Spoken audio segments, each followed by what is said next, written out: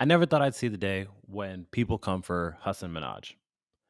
He has been pretty much in brown America, America's sweetheart, right? Whether it's comedy, his personal life, his political life, kind of as a journalist, things he's done in the White House correspondence, the interviews he's had with Obama, has done no wrong. Am I the biggest Hasan Minhaj fan? Hasan Minhaj fan? Not really. I haven't gravitated much towards his comedy. It's a little bit different than the comedy that I like watching. Even he has said in one of his specials that he does PowerPoint comedy, which is like, okay, cool. I think that's really cool that you address that. And it works, right? Between Patriot Act, Homecoming King, and the King's Jester, he's done pretty good. It works. And it's gotten him to that level where, like obviously we have other brown comedians, Russell Peters, Aziz Ansari, a handful of others, but no one's really taken it to the level where he has. And I know Cal Penn has been in the White House, but not to where we've seen it as much on social media and in all other platforms like Hassan has done it. So what's the backlash? People are mad that he has been fabricating. Nah, it's pretty much he's been making up stories for his comedy specials. Things that have been a little bit more graphic or the details that would kind of matter. So, for example, the one example that I saw that people are a little bit more irate about is the envelope he received in the mail. He told a story about how he received an envelope in the mail. He opened it, and a white powder substance came out and fell onto his daughter. I didn't know people open their mail right above their daughter's head, but this is what he said in the special, right? That this anthrax, quote unquote, like powder fell on his daughter and they had to rush to the emergency room and she ended up being all right. Now to know that that was actually not true, that he did receive a piece of mail that did have some type of white powder substance, but it didn't even fall anywhere close to his daughter. For many of his fans, he has become an avatar for the power of representation and entertainment. This is true. I may not be the biggest fan, but he has been that dude for a while now. And am I mad that he's made up part of a story to kind of help propel a joke or a special? Not at all, man. I think what's worse is now he has to defend it, right? He has to be like, oh, I think comedy is a good mix of. Actually, let me just quote it for you right here. My comedy, Arnold Palmer, is 70% emotional truth. This happened. And then 30% hyperbole, exaggeration, comma, fiction. It doesn't say comma. There's just actually a comma there. I don't care. Why are people mad about this? Like, I understand if he was like bad mouthing someone, right? Like, if he was like, oh, my wife did this, and that part of it is made up because then it's kind of hurting someone's, like, it's kind of defaming someone. But this is just an exaggeration of details that happen. And it's unfortunate he has to defend this, right? Like, we know comedians in general will exaggerate facts, will kind of add a little detail here and there. So, the story sells. No one cares about what actually happened. All they care about is what you're telling me, what you're telling me to entertain me in this moment that I'm listening to you. I could sit on this podcast and just tell lies for about an hour and a half. You wouldn't care as long as it was entertaining.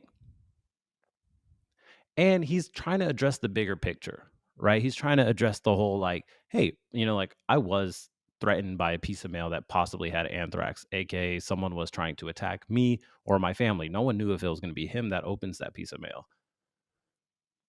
I wish some of you would start lying in your stories. Add a little lie, add a little crazy detail, and watch how much more interested that person listening gets. Instead of saying like, oh yeah, I went to the grocery store and got some apples. Next time, be like, yo, I had to wrestle this old bitch for the last apple. When I went to go check out, the cashier had a gun. I saved the day. Imagine how much more entertaining that is. So why do we care about this little white lie? What sucks is that now that he's addressed it in any future comedy special, it's going to be hard to believe anything he says, right? Where it's like, he's probably making that up. He's probably making that up. Luckily, he's at a stage of his career where he's kind of past the comedy specials, right? He's now doing these almost like coffee in what's that show called? Comedians in Cars Getting Coffee. I haven't watched his new show where he interviewed Obama. I don't know any other interviews on there, but he's kind of past that stand up phase. But it does suck that he has to address it in the first place. I'll probably tell at least like 6 lies in this podcast alone. And with that being said, ladies and gentlemen, welcome to episode 6. Oh, that's a coincidence. My name is Ajay Patel, and this is the Ajay Patel Show. I hope you guys like the new studio. We moved out of the kitchen. We're about 10 feet to the left, and we are in the living room. I'll probably stay here for a couple episodes, maybe move around a little bit more. Just having fun with it. Today, we got a handful of topics that range around the topic which I just talked about, is people be angry, man. And just like the Hasan Minhaj stuff, they got the same stuff around Jimmy Fallon this past week, where it's more of the same that you heard about Ellen DeGeneres, where the workplace conditions are ass. He's kind of ruling around like a tyrant, and people are miserable. 2 active workers, 14 past employees, and I think they even interviewed like 80 people that have worked somewhere in the show at some point in time, and no one has given a positive review. I am a huge Jimmy Fallon fan, so I will probably go down in flames trying to defend him on this. Do I think it's wrong to, treat people that work for you in a certain manner? Yes, I get it, but we all deal with that shit. We all deal with the boss or, the product manager, the engineer, the person on legal that is always up your ass about some shit. Oh, or even if it's just your direct boss. That's just like, oh, you got to fix this. Oh, you got to fix this. Oh, why'd you do it like this? Oh, I also need you to do this. I also need you to do this. That's part of the job, man. And maybe it's just a generational thing where I'm a little bit more jaded to it, and I shouldn't be, where I should be, oh, you know what? Maybe this person shouldn't be talking to me like that. And that's the same thing that's happening here. And so then now it's happened to Jimmy Fallon, where a bunch of people have come out to say like, hey, like working here has been awful. And he had to address it with an apology. Does that mean the work conditions are probably going to change? Maybe for a little short period of time where he's going around being happy. But imagine if you're doing that show for 14 years. 2009, I think he started. 14, 10, let's say even 10 years. And you're doing a show on the nightly. You got to be losing your mind at some point. If I was doing this podcast for 10 years on a nightly basis, you'd lose your mind, especially when you have that many factors in place, right? You have to be joyful and cheerful about with the guests that you have. Oh my gosh, tell me about your movie. Oh my gosh, tell me about this song that you wrote. And then you do this, what is that karaoke thing they do, some of the games they do. You have to be ready for your monologue. You'd lose your mind too. You would be snapping at everyone on the job. Now, I'm not saying what he's doing is correct, right? It's just like, damn, bro, not my man, Jimmy. I am a huge Jimmy Fallon fan, and I would hate to see that show go away. I take so much of that shit that he does, that overly joyful thing. Wait till you start seeing when I have guests and how cheerful and jolly I am. It's the persona you have to put on. You have to be that overly welcoming, happy person. And then as soon as that camera turns off, you think that person's the same person that goes into the back and is super happy and stuff. If I'm doing this for 10 years, I'm telling you, man, as soon as this camera turns off, you're probably going to go want to have a drink, not keep working and keep working for the next show. But yeah, people be mad, man. What's been up with me, man? Last week, didn't really have much. I had a comedy set on the 8th. So I think this comes out on the 19th. And it went pretty good. It was definitely an improvement on the last time. For those of you guys that have listened to previous episodes of this podcast, you'll know that I talked about last time where I was overly nervous and it went decent, but some things where I need to work on as far as memorizing material and getting reps in. The memorizing material part is the part that for sure improved. I wrote the jokes completely different this time. So instead of writing them out verbatim as if I was writing an essay, I switched to, for all my flowchart people out there, um, a flow map where I would do a little bubble, write in a thought, arrow to this bubble, okay, and then branch out from there. So tree map, flow map, a combination of the both. And it just helped everything flow better, right? Because when I was trying to stick to a script, in your head, you're processing, if I miss this single word, if I miss a single word in this dialogue, then you're fucked. You instantly kind of derail from the tracks, and then you got to spend mental energy on getting back on track. Versus if it's a thought and you kind of get off track, you know where you got to anchor back to, right? You don't have to remember, like, oh, which word was I on? You just kind of get back on track and then land on your punchline. Besides that, so the memorizing material part was better. I still was speeding through that shit. I wrote one segment about basically teachers, the whole world of teachers being on strike and how teachers deserve better pay, better treatment, all that stuff. And when I was rehearsing it to myself, I got to about 8 minutes. And that was without, more pauses, audience reaction, moving around. So I was like, okay, you know what? For sure, I think this will get to 8 minutes. When I finished the teacher segment part, it felt like only 3 minutes had gone by. I think in actual time, 5 minutes had gone by. But remember, I got to be up there for 8 minutes.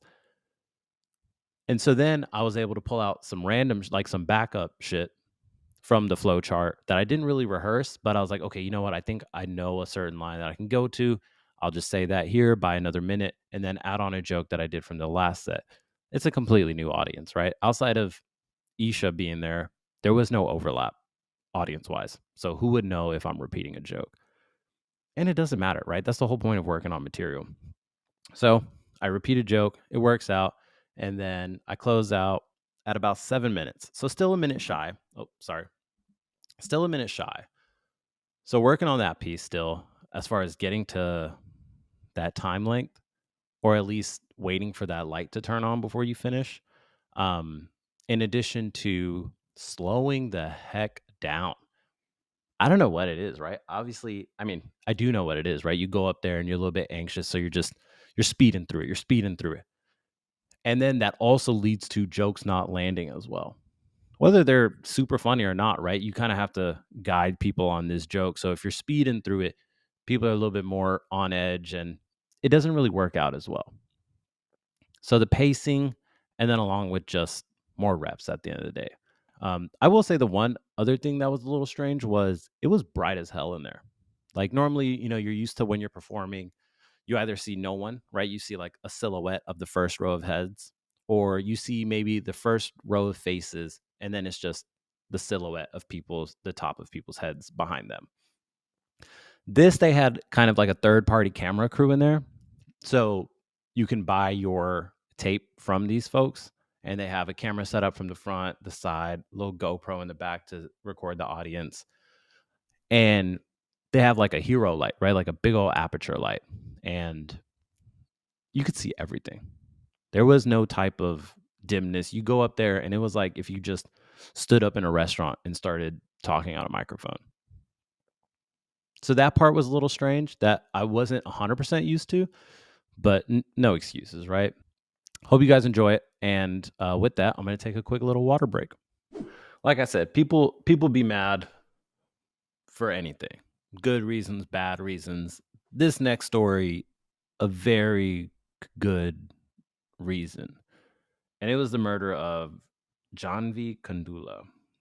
And if I've mispronounced that in any way, I mean no disrespect. Quote from CNN. A Seattle police officer is under investigation after his body-worn camera captured a phone conversation following the death of a woman who was fatally struck by a police car, in which the officer is laughing that the victim had limited value. Yeah, so I think the bigger issue to me is the police officer that struck Jaahnavi, like whether it's an accident or not, how is that supposed to be? Like, what are the repercussions to that action? And don't get me wrong, like, I don't know whether it was incidental, whether it was just reckless, whether the police officer was intoxicated or not. I don't have those details. So then what happened is that they send out another police officer to check if this police officer that struck John V was intoxicated anyway. Now, that police officer's name was Daniel Otterer. And more people, I think, are mad about this guy because he was in the car afterwards, kind of mocking the incident where he was saying, "Oh, she had limited value. She was just 26," which apparently was the wrong age. Uh, you just write a check for 11K and you're good. Like who cares? Kind of a very dismissive attitude to something that is pretty serious, right? Like the general public hope to think that police officers are there to protect you. And then when something like that happens, and then you see this video of fellow officers mocking it, of course people are going to be angry. Like it's absolutely ridiculous. I was just talking to a friend of mine where we were talking about her roommate was trying to get into the bar. And you have to go through all these tests. The tests consist of probably multiple choice and also a written part, and then also a personality evaluation. So you go through all of this to practice law. I had a guy I worked with at Finish Line, a shoe store, when I was 16, who he was dumb as nails. This fool was an idiot. Next thing you know, he quits or gets fired because he was ass. And then I saw him come in as the mall security guard. How? Now I get it. Like I'm sure the applicant pool is probably a little bit small and they take a little bit more people than should be allowed in the roles. But this guy became a mall security guard, more than likely projected to now then become a police officer. And that guy will be practicing the law. Now, police issues in America, I don't have to go too deep into. Everyone knows the the shitty world of it. And I'm not here to say like, oh, there's no such thing as a good police officer, but there should be no room to even debate whether a police officer is good or not. And in this case, this Seattle incident, first of all, you just ran over someone. So that police officer, what are the repercussions that guy gets? If it was an accident, you're still going to be angry. You're still going to be angry as far as like, how are you this reckless? How are you this reckless to allow yourself to kill someone? If you tap someone, right? I've seen police cars tap people on bikes and person falls over. Whose fault is it? Oh well, at least everyone's still alive in the equation. You just murdered someone. And now a fellow officer in your same department is saying this insensitive shit. And then that police officer, I think what they're doing now to defend it is, oh, like all those quotes are being taken out of context. So that police officer, what they're trying to say is that police officer is mocking what a judge would say. So he's mocking that party to say, oh, this is what a judge would say. They'll say like, oh, she was just 26. Oh, just write a check. Ha ha ha ha ha. What? Bro, if that shit works, and more than likely it will because of how messed up this shit is, how does that make sense? And that's just the body cam from the dude that was laughing. I don't even care about his ass. Get rid of him. I don't care, right? What about this dude that ran the girl over? It's not a fun story. It's not a fun story. It's not a fun situation. And it's not a fun thing to think about in the bigger picture of everything. The whole police issue in America has been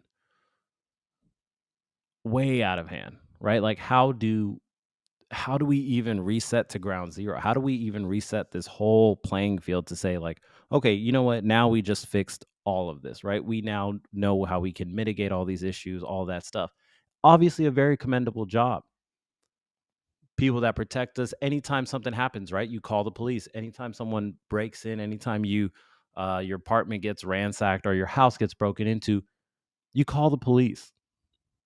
It's just a matter of why is it a question of can I trust these guys? I have been lucky in life to only have encountered quote unquote good police officers. Hence, I'm still alive, right? So, but that I know is a blessing within itself. With this bigger issue, what do you do about it? How do you rectify the entire situation? At what point are we even satisfied, right? If the person gets fired, is that good enough? I have no idea. I wanted to talk about it because, you more than likely people that are listening to this have seen it on people's stories. Maybe you didn't get a chance to click into it again. But damn, the next time you see me, I will have one, gone to no nuzzer, and two, I'm going to the LA Rams and San Francisco 49ers football game. And I've never been to a football game ever. So, pretty excited about that and looking forward to telling you guys about it. With that being said, I appreciate your time as always. And next week, we'll just be talking about more. And I think I do want to get into some more bigger concepts. Uh, what that looks like, I don't know necessarily, but please, once again, do not stop sending me your feedback. I love it all. I mean, I hate it all, but it is all good for you. And I thank you guys again and have a good week. Bye.